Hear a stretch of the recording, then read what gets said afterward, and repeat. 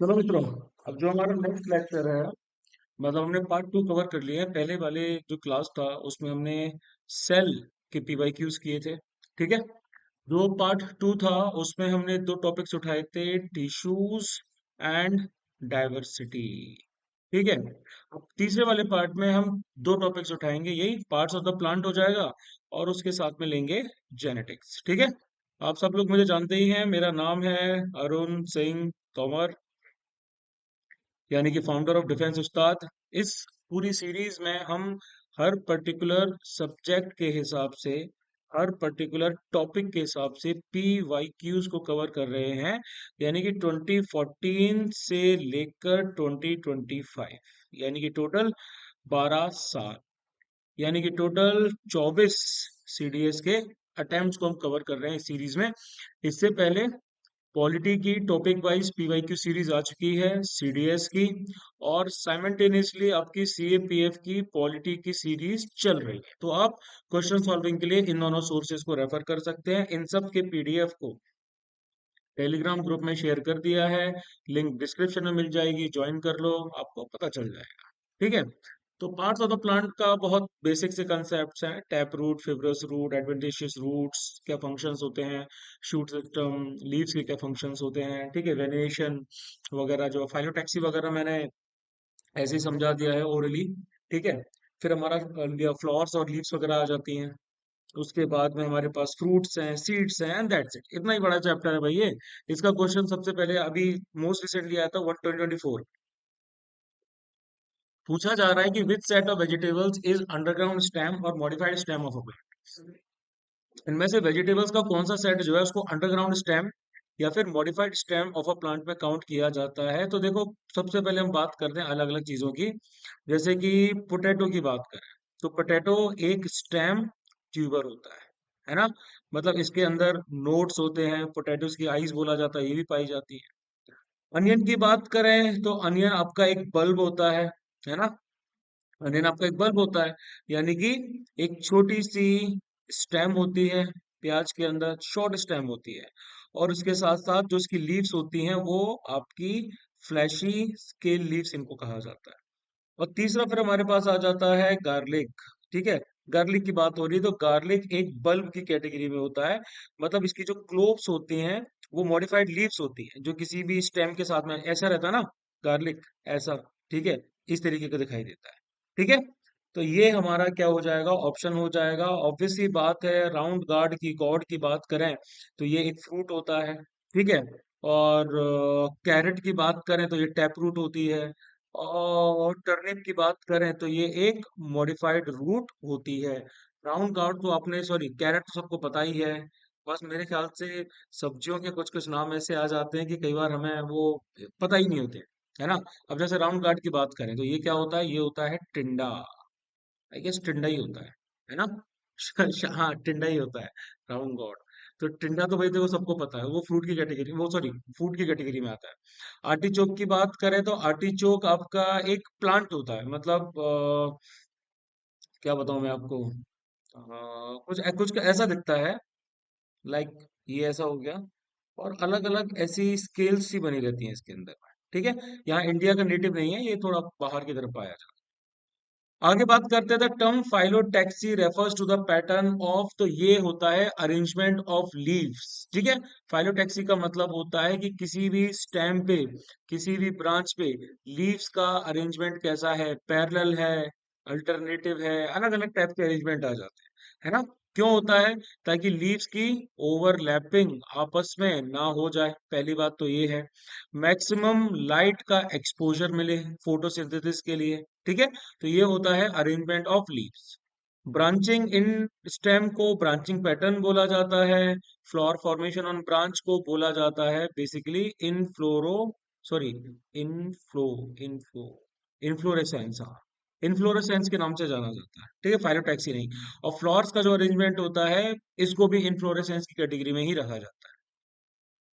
आगे बात करते हैं, in ovules of angiosperms which one of the following is not a haploid cell. ठीक है।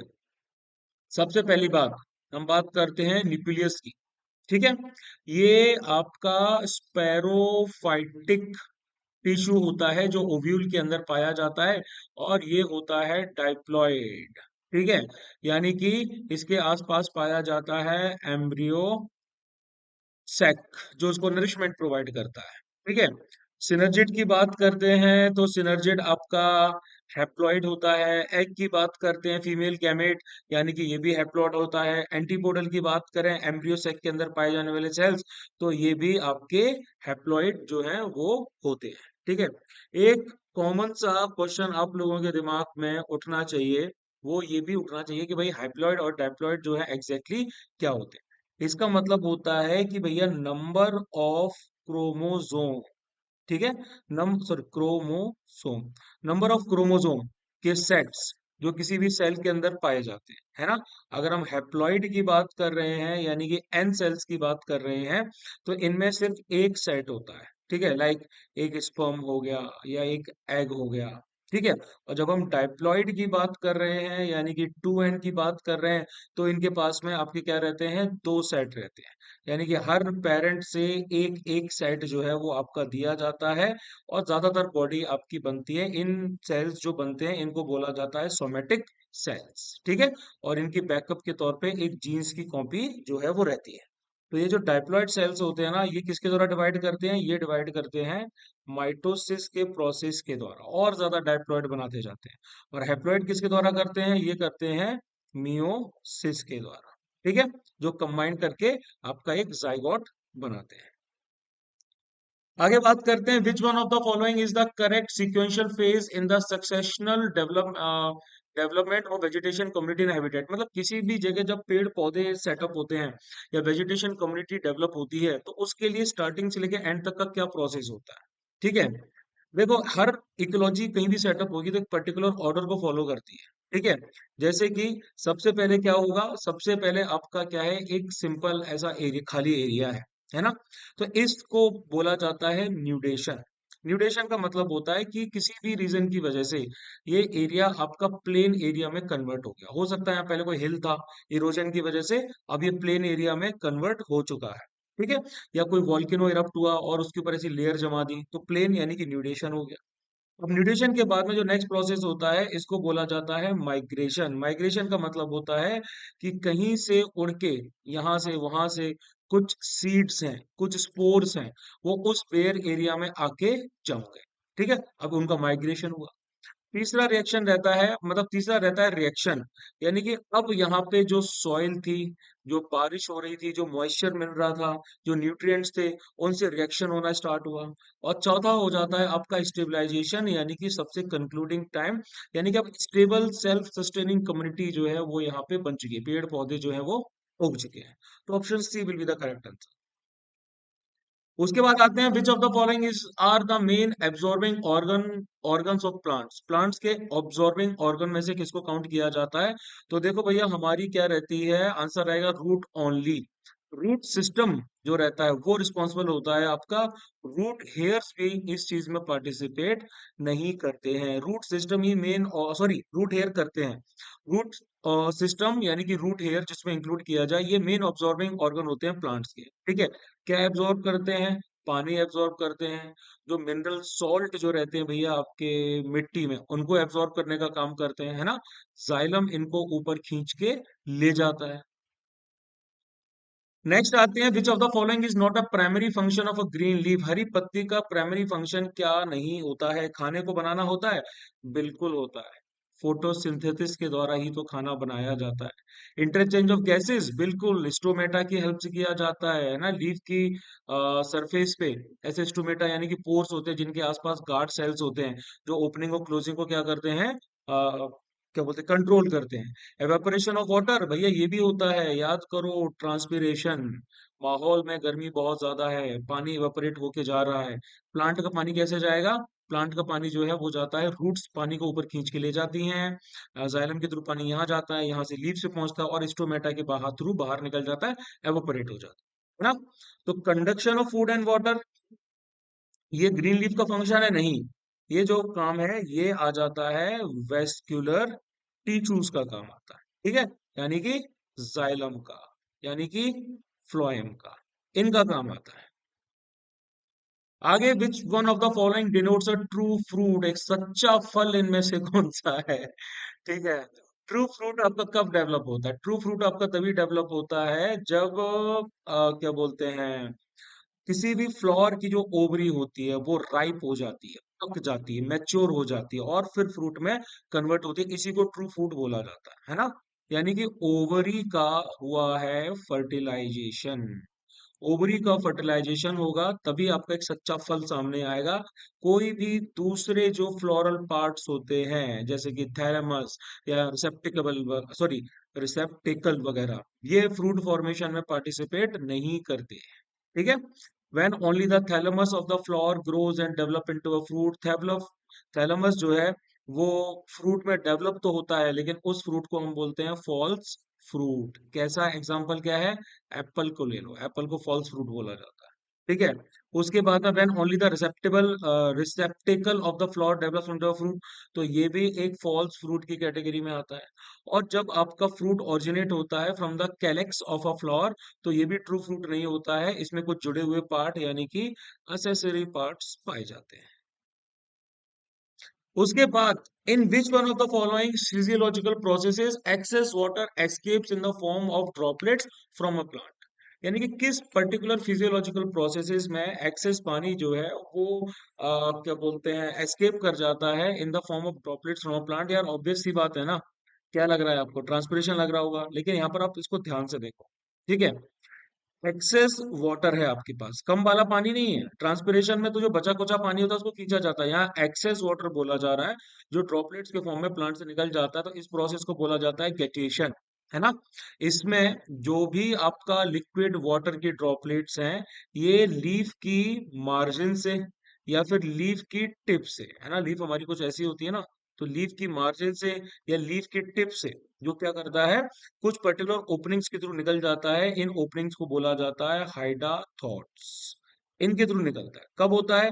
नाइट के टाइम, जब ड्यू का फॉर्मेशन होता है, अर्ली मॉर्निंग के टाइम पे ट्रांसपिरेशन काफी लो होता है, रूट प्रेशर काफी ज्यादा हाई होता है। ठीक है। ट्रांसपिरेशन तो बताया था, ये तो पानी का लॉस होता है ऐसा वाटर वेपर। ठीक है। सिक्रेशन की बात करें तो इसमें तो आपके कुछ सब्सटेंस रिलीज किए जाते हैं, लाइक नेक्टार हो गया, एंजाइम्स जो है वो रिलीज कर दिया, एक्सेस पानी नहीं। और एक्सक्रीशन का मतलब होता है कि जो भी मेटाबॉलिक वेस्ट है प्लांट के अंदर के, वो निकाले जाए। Now which one of the following agents does not contribute to propagation of plants through seed dispersal, मतलब कौन सा एजेंट इसमें से जो है वो प्लांट को बढ़ावा नहीं देता है सीड डिस्पोजल के थ्रू? तो सीधी सी बात है, सीड सीड का जो डिस्पर्सल होता है, बीज का जो डिस्पर्सल होता है, इधर से उधर फैलना कैसे होता है? विंड के थ्रू होता है।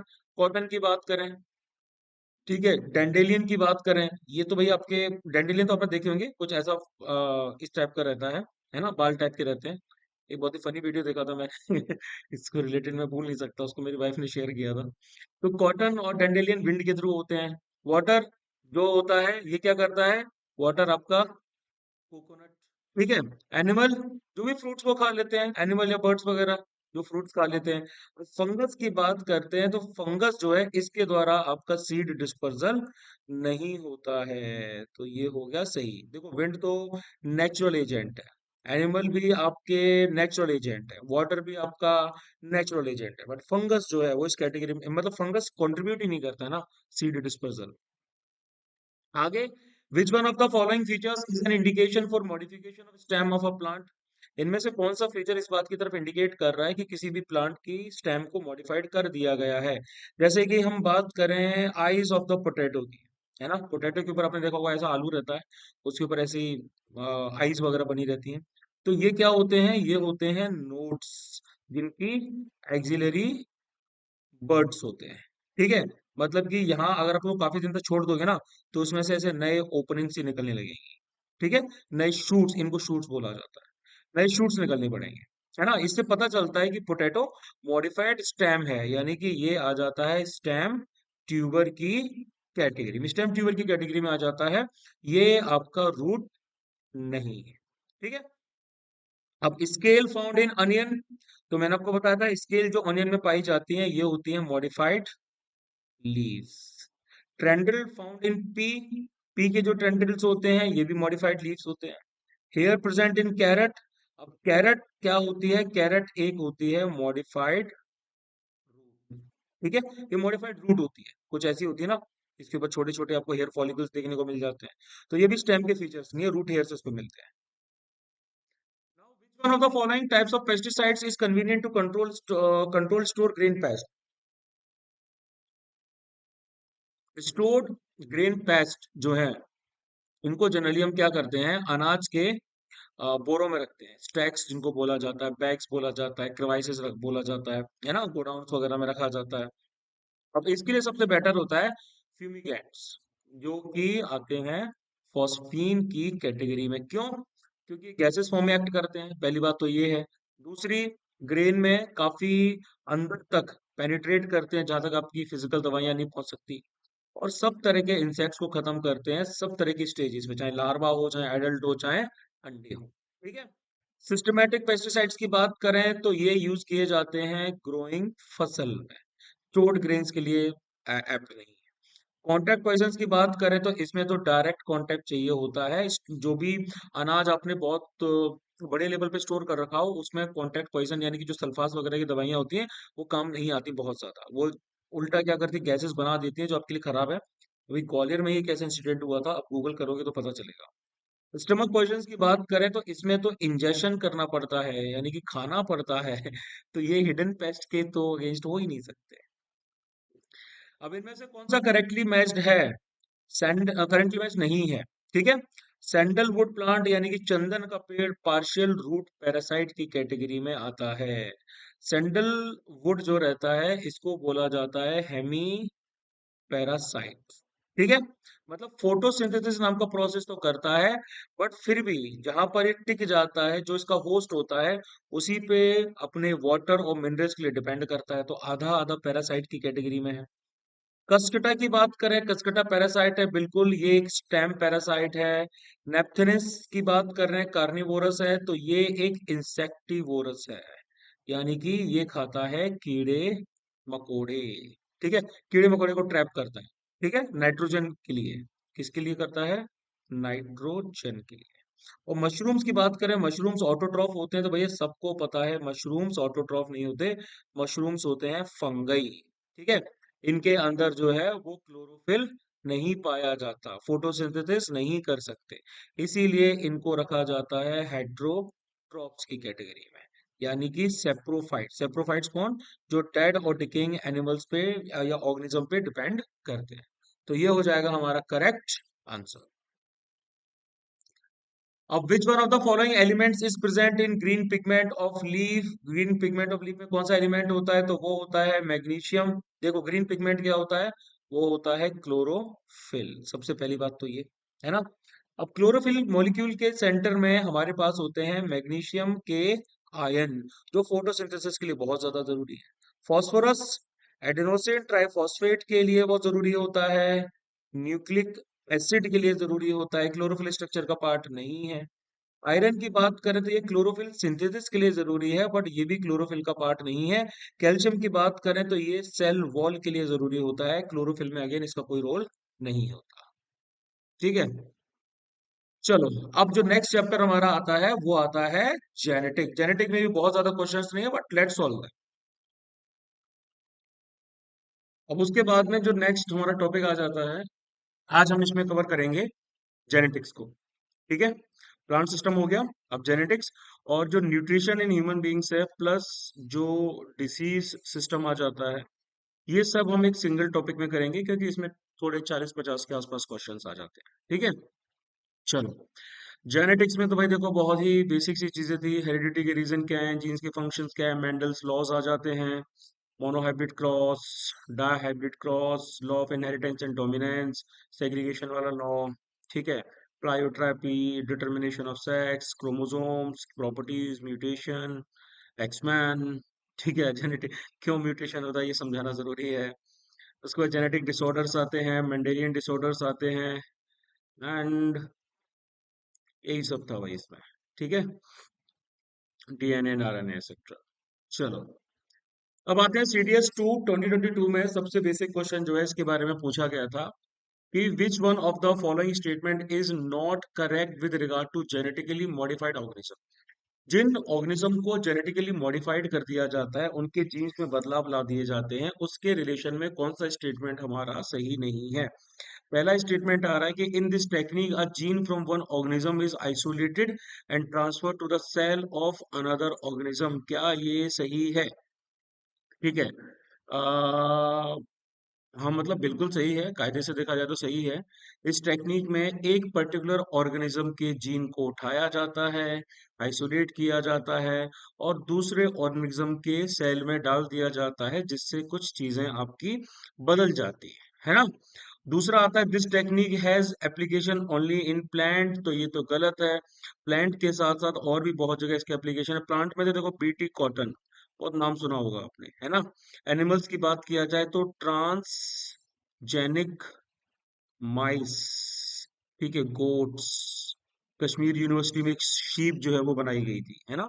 और इसका एक क्वेश्चन भी आपको पूछा गया था, क्या बोलते हैं, जेनेटिकली मॉडिफाइड राइस के बारे में, पूसा राइस जिनको बोला जाता है, इसका क्वेश्चन भी सीडीएस में पूछा गया था। ठीक है, तो ये स्टेटमेंट गलत है, मतलब यही हमारा सही आंसर होगा। लेकिन बाकी ऑप्शंस को देखो, जीन्स फ्रॉम इंसेक्ट रेजिस्टेंस में spread from crop plants to wild plants. जो इंसेक्ट रेजिस्टेंस वाले जीन्स होते हैं, ये क्रॉप प्लांट से वाइल्ड प्लांट्स तक पहुंच सकते हैं, बिल्कुल ऐसा हो सकता है। अभी हम ऐसे जो क्रॉप्स बना रहे हैं जो कि इंसेक्ट्स को रेजिस्ट कर सकते हैं, ये जंगली पेड़ों तक भी पहुंच सकता है। To produce a transgenic animal, the novel genes are inserted at a very early stage of development. अगर हमें ट्रांसजेनिक एनिमल्स प्रोड्यूस करने हैं तो जीन्स को बहुत अर्ली स्टेज में डाला जाता है जानवर के, जिससे जब वो बड़ा हो तो उसके अंदर वो चीज एफिशिएंटली तरीके से काम कर ले। सीडीएस 1 2022 का क्वेश्चन है कि म्यूटेशन इज अ वायरस जो किस में चेंज की वजह से होता है? तो ऑब्वियस सी बात है, म्यूटेशन का मतलब होता है कि आपके जेनेटिक मटेरियल में चेंज होना। जेनेटिक मटेरियल यानी कि डीएनए और आरएनए, इसमें चेंज होना, है ना? अब वायरस जो रहते हैं, इनके पास या तो डीएनए या आरएनए वाला जेनेटिक मटेरियल रहता है, और कोई भी अल्टरेशन जो रहता है उसकी वजह से होता है म्यूटेशन, यानी कि एक्स मैन बन जाते हैं, वोल्वरिन, लोगान, स्पाइडरमैन, हल्क वगैरह बन जाते हैं। ठीक है, उसके बाद में इन अ प्योर टॉल प्लांट, एक प्योर टॉल प्लांट है भाई हमारा ऐसा, ठीक है, इस cross with a short plant, उसका एक शॉर्ट प्लांट के साथ में आपने क्रॉस करा दिया, तो रेशियो प्योर टॉल प्लांट का F2 जनरेशन में क्या होगा? अब देखो भाई, ये है हमारी पी जनरेशन, यानी कि पेरेंट जनरेशन, है ना? यहाँ पे इसका जो है जेनेटिक मेकअप टी है, इसका स्मॉल वाला टी है, यानी कि this is pure tall and this is pure dwarf, या फिर इसको हम बोलते हैं टॉल। ठीक है, ये आपकी, अब इसमें क्या होगा, जो आपकी F1 जनरेशन होगी, F1 यानी कि जिसको हम बोलते हैं फिलियल जनरेशन, F1 जनरेशन में जो भी बंदे यहाँ पर मिलेंगे वो सारे के सारे टॉल होंगे। और उनका जेनेटिक मेकअप कैसे होगा? उनका जेनेटिक मेकअप होगा टी एंड टी का। ठीक है, ये F1 जनरेशन में मिलेगा, यानी कि टी ये वाला डोमिनेंट है, ये वाला रेसेसिव है। अब आप इसका अगर खुद से ही आर्टिफिशियल पॉलिनेशन करा देते हो, क्रॉस पॉलिनेशन करा देते हो, तो उसके बाद हमें F2 जनरेशन का जो जेनोटाइप है, यानी कि यहाँ का जो जेनेटिक मेकअप है, वो कैसा मिलेगा? वो हमें मिलेगा, एक तो मिलेगा प्योर टी, एक मिलेगा प्योर डॉर्फ, एक मिलेगा ऐसा, एक मिलेगा ऐसा, है ना? अगर मैं इसको प्यूनेट स्क्वायर पे बना के आपको बताऊं तो ये कुछ ऐसा ही तो होगा, T and T, T and T. तो इन दोनों से मिला वो प्योर टी हो गया, इनका और इसका मिला तो टी टी हो गया, इसका और इसका मिला तो टी टी हो गया, इसका और इसका मिला तो ये हो गया। मतलब जेनेटिक मेकअप में क्या हो रहा है, आपको 3:1 का रेशियो देखने को मिल रहा है, यानी कि तीन जो है वो प्योर टॉल है। ये तो आपका हो जाएगा होमोजाइगस, क्योंकि इसमें दोनों के दोनों एलील्स जो सेम है, जबकि यहाँ पे एलील्स डिफरेंट है, तो ये हो जाएगा आपका हेट्रोजाइगस। ठीक है, हेट्रोजाइगस हो जाएगा। लेकिन आप इसमें रेशियो क्या मिल रहा है? 3:1 का मिल रहा है, यानी कि तीन प्योर टॉल है, एक ड्वार्फ जो है, सॉरी हाँ, एक ड्वार्फ आ जाता है, तीन प्योर आ जाते हैं। फिजिकल मेकअप देखोगे इनका, नहीं सॉरी, ये फिजिकल मेकअप था।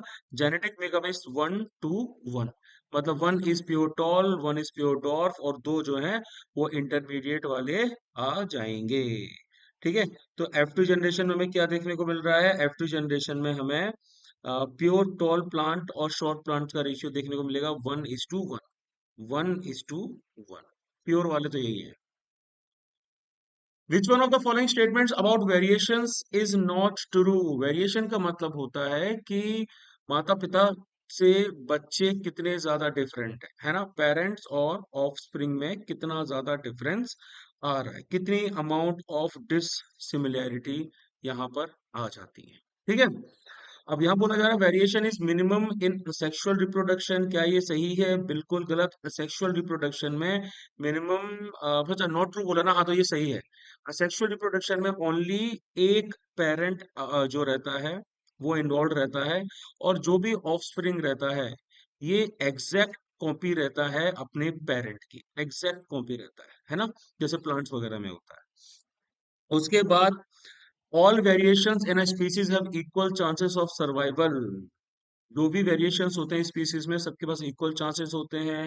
ये एक जगह रुक जाओ, मैं सी और डी को भी देख लेता हूँ। Changes in genetic constitution result in variation. Genetic constitution में कुछ चेंजेस आ गए माता पिता के, जो बच्चों को दिया जा रहा है, तो उससे वेरिएशन आता है। बिल्कुल इसी से तो वेरिएशन आता है, उसी से तो आपके जो म्यूटेशंस होते हैं वो होते हैं, इसी से तो रिकॉम्बिनेशन होता है जिससे वेरिएशन होता है। And variants can be selected by environmental factor. Environment की वजह से भी वेरिएशन आ सकते हैं। गामा रे रेडिएशन की वजह से हल्क बन सकता है, मकड़ी के काटने से मकड़ी मानव यानी कि स्पाइडरमैन बन सकता है ना।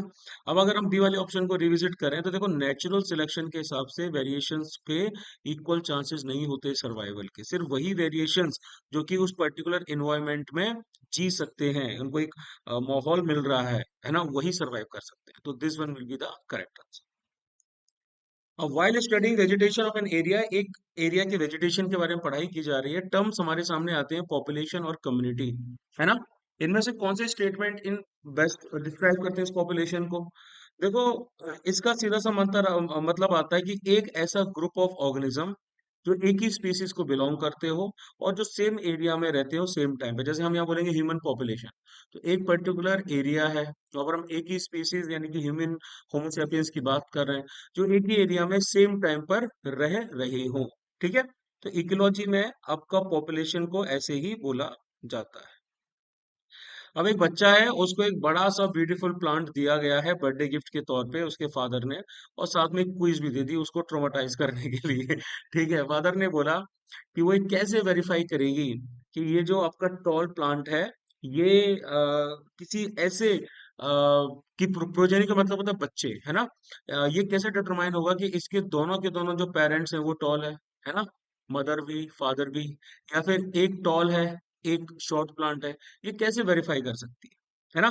अब सीधी सी बात है, अभी मैंने आपको बताया था कि F2 जनरेशन में क्या किया गया था। F2 जनरेशन में क्रॉस पॉलिफि सॉरी आर्टिफिशियल या फिर सेल्फ पॉलिनेशन जो है वो कराया गया था, है ना। सेल्फ पॉलिनेशन कराया गया था ना। तो सेल्फ पॉलिनेशन में क्या होता है कि अगर आपको किसी भी टॉल प्लांट का जेनोटाइप यानी कि उसका जेनेटिक मेकअप अगर आपको पता करना हो, है ना, कि भैया वो टी टी है या प्योर टॉल है या प्योर डॉर्फ है, तो आप उसको सेल्फ पॉलिनेट करा दीजिए, है ना। अब अगर इसके सारे ऑफस्प्रिंग अगर टॉल निकलते हैं तो इससे पता चलेगा कि उसके जो पेरेंट थे वो प्योर टॉल थे, पहली वाली जनरेशन आ जाती है ना। और अगर आपके इसके ऑफस्प्रिंग्स में टॉल भी मिलते हैं, आपको शॉर्ट वाले जो हैं वो भी मिलते हैं 3:1 के रेशियो में, तो पता चल जाएगा पेरेंट जो है वो हाइब्रिड वाला टॉल था, वो प्योर टॉल नहीं था, यानी कि टी और टी वाला था। ठीक है, ऐसे पता चलता है। An antibiotic is not useful against a virus whereas a vaccine is, यानी कि वायरस के अगेंस्ट में एंटीबायोटिक यूजफुल नहीं होती है, वैक्सीन हो जाती है। क्या बेस्ट अप्रोप्रिएट रीजन होता है? देखो वायरस क्या करता है, आपका ये समझ लीजिए कि वायरस आपका बायोलॉजिकल पाथवेज को इस्तेमाल नहीं करता है जिसको एंटीबायोटिक ब्लॉक कर सकती है।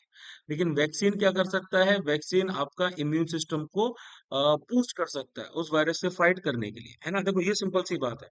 यानी कि देखो एंटीबायोटिक्स कैसे एक्ट करती है, पहली बात तो अब ये समझो, जो हमारी एंटीबायोटिक्स हैं, ठीक है, ये किसी भी तरीके के जो मेटाबॉलिक या बायोकेमिकल पाथवेज होते हैं ना, उनको रोक देती है बैक्टीरिया के। ठीक है। जैसे कि उसके अंदर सेल वॉल नहीं बनने देंगी, सेल वॉल का सिंथेसिस रोक देंगी, या फिर प्रोटीन जो बनता है आपका उसका सिंथेसिस रोक दिया जाएगा तो वो सेल कोलैप्स कर जाएगा। वायरसेस के पास में खुद की मेटाबॉलिक मशीनरी होती नहीं है, तो वो डिपेंड करते हैं होस्ट सेल के ऊपर, है ना। तो एंटीबायोटिक्स जो है वो वायरसेस के ऊपर एक्ट नहीं कर सकते हैं, बैक्टीरिया के ऊपर एक्ट कर सकते हैं। लेकिन वैक्सीन्स क्या करते हैं, ये अपने हमारे अंदर के जो इम्यून सिस्टम होता है ये उसको ट्रिगर कर देते हैं, स्टिमुलेट कर देते हैं, और हम क्या करते हैं, फिर वो वायरसेस को आइडेंटिफाई करता है, उनको डिस्ट्रॉय कर देता है। अब ह्यूमन बींग्स में क्रोमोसोम्स जो कि डिटरमाइन करते हैं birth of a normal female child, कौन कौन से क्रोमोसोम्स होते हैं। बहुत सिंपल सा कंसेप्ट होता है, मैं आपको शॉर्ट में बता देता हूँ। देखो भाई, हमारे पास होते हैं 23 पेयर्स ऑफ क्रोमोसोम, यानी कि 46 क्रोमोसोम होते हैं एक ह्यूमन के अंदर। सेक्स डिटर्मिनेशन होता है, फीमेल में एक्स एक्स क्रोमोसोम पाए जाते हैं, मेल्स में पाए जाते हैं एक्स और वाई। क्या होता है कि जब भी फ्यूजन होता है सेल्स का, तो यहाँ से सिर्फ एक एक्स जाता है, और यहाँ से एक्स भी जा सकता है और वाई भी जा सकता है, दोनों चीजें यहाँ से जा सकती हैं, है ना। अब यहाँ पे ये जो आपके एक्स वाई और एक्स एक्स क्रोमोसोम्स होते हैं, इनको सेक्स क्रोमोसोम्स कहा जाता है। तो मदर ने तो हमेशा जो है वो एक्स ही करना है, क्योंकि उसका तो सिर्फ एक ही एक्स जो है वो एक्टिव रहता है। जबकि फादर के दोनों एक्टिव रहते हैं, वो जो एक्स दे रहा है तो आपका बन गया फीमेल, वाई दे रहा है तो आपका बन गया मेल, है ना। तो यहाँ पर क्या होगा, one X chromosome from mother and one Y chromosome from father. Now, which one of the following statements explains higher mutation rate and faster evolution found in RNA virus? इसमें से कौन सा बेस्ट एक्सप्लेन करता है कि mutation rate यानी कि changes जो है आरएनए वायरस में ज्यादा होते हैं, फास्टर एवोल्यूशन ज्यादा होता है। देखो, आरएनए को देखा जाए तो आरएनए केमिकली थोड़ा सा कम स्टेबल होता है एज कंपेयर टू डीएनए, है ना। RNA is less stable as compared to the DNA, यानी कि इसके अंदर कुछ प्रूफ रीडिंग मैकेनिज्म्स नहीं होते हैं, यानी कि इसके अंदर रेप्लिकेशन एरर्स जो हैं वो ज्यादा हो सकती हैं। It is more prone to that. ठीक है। अब ज्यादा रेप्लिकेशन एरर होंगी तो हायर म्यूटेशन रेट जो है वो भी हो सकती है ना, जिससे रैपिड एवेल्यू, तो म्यूटेशन मतलब कि जीन में अगर कोई भी चेंजेस आते हैं तो इसी को बोला जाता है म्यूटेशन। और जीन में अगर कोई भी चेंज आते हैं तो जो डक का अंडा होता है यही आपका मुर्गी के अंडे में बदल सकता है। ठीक है। तो पहले मुर्गी आया कि अंडा का सवाल का जवाब भी यही कुछ हो जाता है। ठीक है। तो इसका आंसर क्या होगा, RNA is relatively unstable compare to DNA. Now, human insulin molecule is composed of one alpha chain having 21 amino acids or one beta chain having 30 amino acids. How many functional insulin genes occur in adult human? देखो, humans में insulin की coding जो रहती है वो एक single gene के द्वारा ही रहती है। इसको बोला जाए, मतलब यही जो जीन होता है ये क्या करता है, ये प्रोड्यूस करता है प्री प्रो इंसुलिन। ठीक है। इसकी प्रोसेसिंग की जाती है और मिलता है हमें प्रो इंसुलिन। ठीक है। और प्रो इंसुलिन जो रहता है इसी से आपकी अल्फा चेन और बीटा चेन जो है वो फर्दर बनती है, जो इंसुलिन को फंक्शनल बनाती है। तो यहाँ पर होता है एक ही फंक्शनल इंसुलिन जीन जो रहता है जो एडल्ट ह्यूमंस में रहता है। Polynucleotide chain of DNA contains, देखो भैया, पॉलीन्यूक्लियोटाइड जो चेन होती है डीएनए की, यानी कि जो डबल हेलिकल स्ट्रक्चर होता है, उसमें बेसिकली क्या होता है। तो देखो, सबसे पहली बात तो ये होता है कि ये तो हम सबको पता है कि इसमें एक आपका एक सेकेंड रुक जाओ, हाँ, एक राइबो शुगर का मॉलिक्यूल होता है इसके अंदर में। फॉस्फेट्स भी पाए जाते हैं, है ना। और नाइट्रोजनियस बेस भी पाए जाते हैं, जिनको हम ATGC अलग अलग नामों से जो है पुकारा जाता है। मैं आपको एक बार डायग्राम इसका दिखा देता हूँ। ये रहा भाई। ठीक है। ये होता है भाई आपका डीएनए का स्ट्रक्चर। पॉलीन्यूक्लियोटाइड चेन्स होती हैं। ठीक है। इसमें एक स्ट्रैंड के बेसिस पे दूसरे स्ट्रैंड को आप देख सकते हो। हाइड्रोजन बॉन्डिंग के द्वारा इनके बीच में पेयरिंग होती है। यानी कि टी के साथ पेयरिंग करता है, एडेनिन थाइमिन के साथ करता है, ग्वानिन साइटोसिन के साथ में करता है। ठीक है। ये आपका जो एडेनिन थाइमिन के साथ में करता है, इसमें आपका बेसिकली क्या रहता है, डबल हाइड्रोजन बॉन्ड रहता है। ठीक है। ग्वानिन साइटोसिन के साथ ट्रिपल हाइड्रोजन बॉन्ड में करता है, और प्यूरिन हमेशा pyridamine के साथ में करता है। ये शुगर फॉस्फेट का मॉलिक्यूल, यानी कि उसकी जो क्या बोलते हैं, बेस होता है। इसके अलावा ये जो बेसेस आपके बने रहते हैं ये नाइट्रोजन के कंपोनेंट्स के भी रहते हैं। ठीक है। तो ये भाई यहाँ पर हो गया अब आते हैं, the process of copying genetic information from one strand of DNA into RNA is termed as, यानी कि इस प्रोसेस को बोला जाता है ट्रांसक्रिप्शन। इसमें डीएनए का जो आपका स्ट्रैंड होता है, इससे क्या बनाया जाता है, इससे बनाया जाता है आरएनए। यूजुअली इसको बोला जाता है mRNA। ठीक है। अब हाँ भाई, यही है, इसमें और क्या है। ह्यूमन बॉडी में सेल ग्रोथ और डिफरेंशिएशन हाईली कंट्रोल्ड रहते हैं, रेगुलेटेड रहते हैं, लेकिन कैंसर सेल से क्या होता है। देखो, कैंसर सेल का सीधा सा मतलब है कि हमारा जो रेगुलेटरी मैकेनिज्म है वो टोटली तरीके से टूट चुका है। इसकी वजह से क्या होता है कि बिनाइन और मेलिग्नेंट जो ट्यूमर्स होते हैं वो हमारी बॉडी में बनने लगते हैं। कैंसर क्यों होता है? कैंसर इसीलिए होता है क्योंकि सेल डिवीजन हमारी बॉडी में प्रॉपर नहीं हो रहा है, यानी कि डिफरेंशिएशन का जो प्रोसेस है वो प्रॉपर नहीं हो रहा है। म्यूटेशन आने लगते हैं। कौन कौन से जीन्स में आते हैं? इन जीन्स को बोला जाता है ऑन्कोजीन्स। ठीक है, तभी तो ये जितना डिपार्टमेंट होते हैं कैंसर से रिलेटेड, इनको ऑन्कोलॉजी बोला जाता है। ठीक है। तो ऑन्कोजीन्स होते हैं आपके, ट्यूमर सप्रेसर जीन्स जो रहते हैं, इसकी वजह से अनकंट्रोल सेल डिवीजन होता है, ट्यूमर्स बनते हैं, बेनाइन मलिग्नेंट हर तरीके के ट्यूमर्स बन जाते हैं। अब most viruses that infect plant possesses, ज्यादातर वायरस जो प्लांट को अफेक्ट करते हैं, इनके अंदर क्या रहता है, उनके अंदर रहते हैं सिंगल स्ट्रैंड डीएनए, यानी कि majority of the plant viruses के पास सिंगल स्ट्रैंडेड आरएनए, बोला सॉरी डीएनए नहीं, सिंगल स्ट्रैंडेड आरएनए रहता है। इसको हम बोलते हैं SSRNA। ठीक है। तो मेजोरिटी ऑफ प्लांट वायरस के पास में सिंगल स्ट्रैंडेड आरएनए रहता है जेनेटिक मटेरियल के तौर पे। जैसे कि हम बात करते हैं टीएमवी। टीएमवी क्या रहता है? ये रहता है टोबैको मोजाइक वायरस। ठीक है, ये काफी वेल नोन प्लांट वायरस के तौर पे जाना जाता है। Syngamy results in the formation of, syngamy की वजह से क्या होता है? सिंगेमी का मतलब होता है फ्यूजन। किसका फ्यूजन? मेल और फीमेल गैमेट्स का। ठीक है। मेल और फीमेल गैमेट्स का जो फ्यूजन होता है, इसको सिंगेमी बोला जाता है। ये दोनों के दोनों आपके क्या हैं? हैप्लॉइड है। ये भी हैप्लॉइड है और ये भी हैप्लॉइड। अब इनके फ्यूजन की वजह से जो आपका डाइप्लॉइड यानी कि 2n क्रोमोसोम नंबर होता है, वो होता है, क्योंकि भाई ये हैप्लॉइड फ्यूजन हुआ तो बन गया आपका डाइप्लॉइड, यानी कि बन गया अब जाके डाइप्लॉइड जाइगोट। डाइप्लॉइड जाइगोट बन गया है। ठीक है, तो यहाँ क्या आएगा? Diploid zygote. The germ plasm is required for the propagation of plants and animal. Germ plasm क्या है? ठीक है, सबसे पहले जर्म प्लाज्म का मतलब होता है कि टोटल जेनेटिक मटेरियल जो है वो ब्रीडिंग के लिए अवेलेबल है, किसी भी स्पीसीज के कंजर्वेशन के लिए अवेलेबल है। इसमें क्या रहता है? इसमें आपके जेनेटिक रिसोर्सेज रहते हैं प्लांट्स और एनिमल्स के, सीड्स और टिश्यूज रहते हैं ब्रीडिंग के लिए, एम्ब्रियोज वगैरह रहते हैं, ब्रीडिंग प्रोग्राम्स में इंट्रोड्यूस किया जाता है, और एग और स्पर्म रिपोजिटरी रहती है। तो इसमें गैमेट्स यानी कि एग और स्पर्म जो रहते हैं, ये भी रहते हैं, जिनको जीन बैंक्स में रखा जाता है। और जर्म सेल्स डिटरमाइनिंग जोन, तो इसका मतलब होता है कि उस पर्टिकुलर रीजन के बारे में, यानी कि जो जैसे कि एम्ब्रियो का जो रीजन होता है, ठीक है, वो उनको चाहिए होता है। जैसे कि एम्ब्रियोलॉजी, सॉरी, एक second, germ cells determining zone, तो इसका डिटरमाइनिंग जोन क्या होगा? हाँ, मतलब कि एम्ब्रियो को बनने के लिए जो रीजन चाहिए, जैसे इसको बोला जाता है एम्ब्रियोलॉजी, जो कि भैया इसको नहीं चाहिए, तो ये गलत होगा। 1 2 3 ऑन। अब genetically modified GM crops contain modified genetic material, है ना। जीएम क्रॉप्स में मॉडिफाइड जेनेटिक मटेरियल पाया जाता है, किस वजह से? Introduction of new DNA. बिल्कुल, जीएम क्रॉप्स जो रहती हैं इनमें क्या किया जाता है? नॉर्मली एक foreign DNA, sorry foreign gene या डीएनए डाला जाता है प्लांट के जीनोम में, जैसे बीटी वाला जो है वो बीटी कॉटन में डाला गया, तो ये सही है।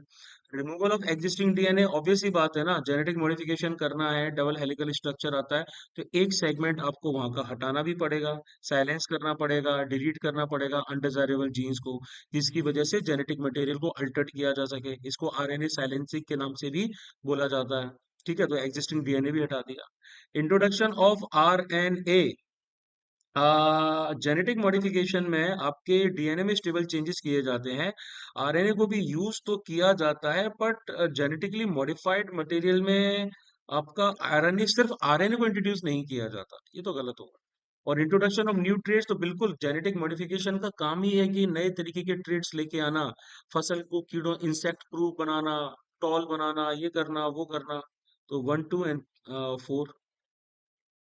उसके बाद में आता है जेनेटिक स्क्रीनिंग, किसको बोला जाता है? तो जेनेटिक स्क्रीनिंग का मतलब क्या रहता है? जेनेटिक स्क्रीनिंग का मतलब रहता है analysis of gene in a population.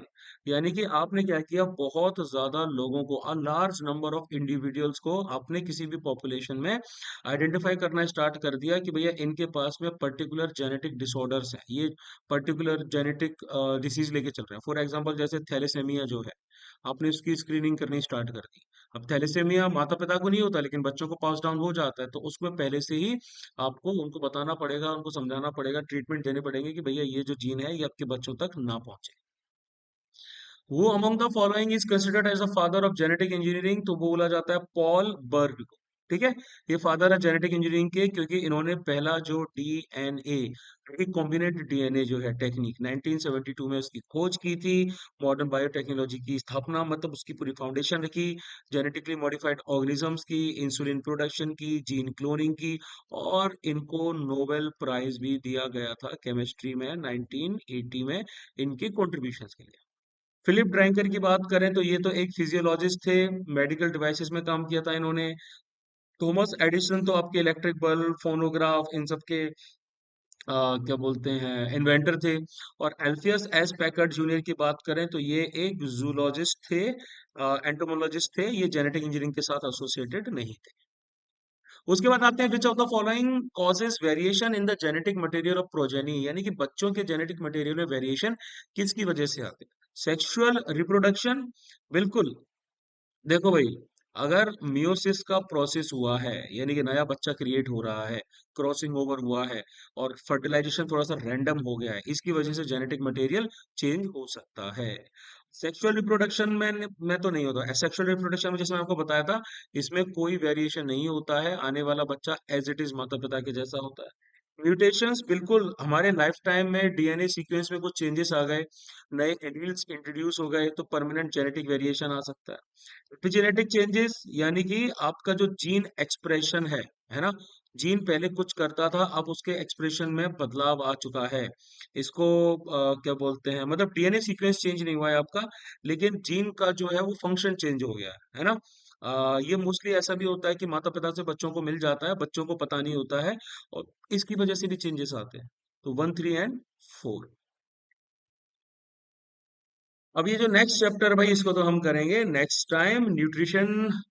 ठीक है, काफी सारे क्वेश्चंस है इसमें, तो बताने का कोई सेंस नहीं बनता, जब डिस्कस करेंगे तब देखेंगे। सिंपल सी बात कहनी थी। I hope this particular videos आपको हेल्प कर रहे हैं। आपको भी हमें हेल्प करना पड़ेगा। CDS 1 2026 में अगर आप एनरोल करना चाहते हैं, तो आप डीएम कर सकते हैं 8839961158 में। ठीक है, हमारे ऑफलाइन और ऑनलाइन दोनों बैचेस रन कर रहे हैं, दोनों बैचेस को आप ज्वाइन कर सकते हैं। इनकी इंफॉर्मेशन मैं आपको इस पर्टिकुलर नंबर पर प्रोवाइड कर सकता हूँ। अगर आपको लगता है that these classes are helpful for you, then you have no idea कि क्लासेस में कितनी ज्यादा हेल्प आप हो सकती है। ठीक है, चलिए, please do like share and subscribe the videos. Till then, मिलते हैं नेक्स्ट लेक्चर में। जय हिंद टू यू ऑल।